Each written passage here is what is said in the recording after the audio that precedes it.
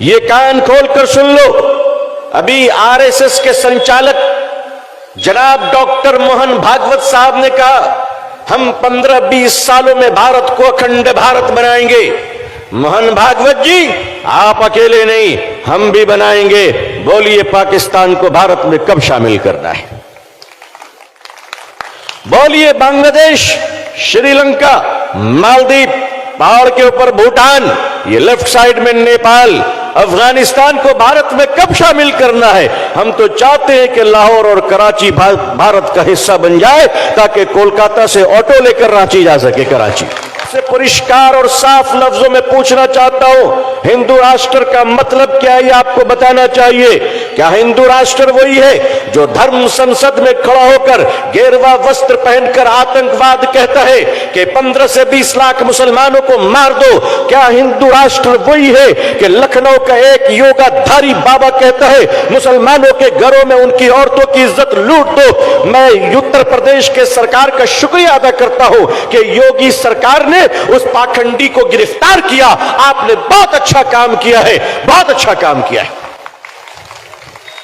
लेकिन अगर आप राम राज बनाना चाहते हैं तो 15-20 साल क्यों? आइए हमारे साथ हाथ मिलाइए, 15-20 घंटे में भारत को राम राज बना देंगे।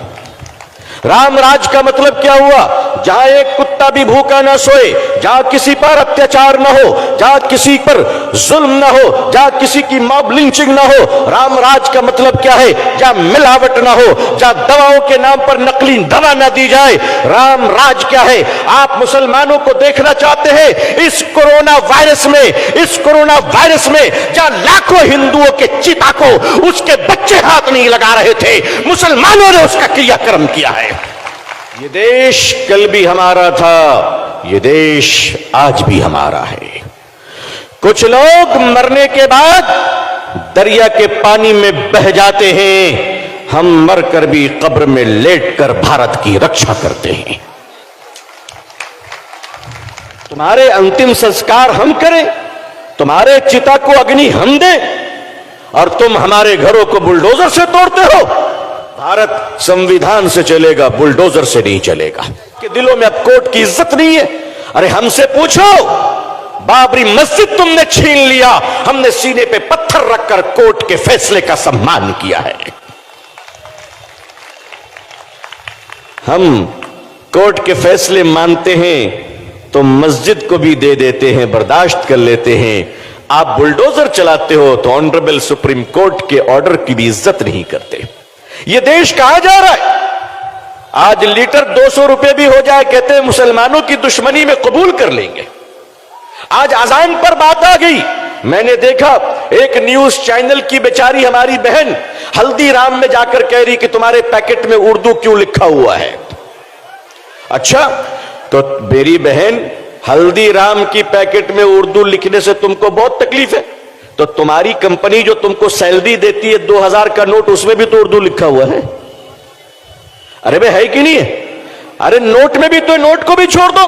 आज इनको अजान से तकलीफ है, कहते हैं अजान क्यों हो रही? अजान आज पहली बार हो रही है। अरे अजान है तो भारत जिंदा है, भारत जिंदा है। और अजान से तकलीफ है तो आज भारत के कई करोड़ हमारे हिंदू भाई अरब के देश में रहते हैं, सुबह से शाम तक अजान सुनते हैं, उनको कोई तकलीफ नहीं होती है। वो अजान सुनते कि नहीं सुनते? वो अजान सुनते, मगर रियाल मिले तो अजान कबूल है, दीनार मिले तो अजान कबूल है, दिरहम मिले तो अजान कबूल है। भारत आते ही पता नहीं कान में अजान से तकलीफ क्यों होने लगती है। भाई, हम तो कहते हैं कि अजान देने से शैतान भागता है ना? हम अजान देंगे जिसको भागना है बाबू। आपका हिंदू राष्ट्र बाबा साहब अंबेडकर के संविधान को नहीं मानता, अगर आपका हिंदू राष्ट्र भारत के वंचित बहुजन समाज, दलित समाज को अगर स्वीकार नहीं करता है, उन्हें सम्मान नहीं देता है, तो भारत का मुसलमान भी ऐसे हिंदू राष्ट्र को स्वीकार नहीं करता है। लो, हम अपने धर्म की भी रक्षा करेंगे और इस देश की भी रक्षा करेंगे और देश के हिंदू भाइयों से प्यार करते हैं, करते रहेंगे।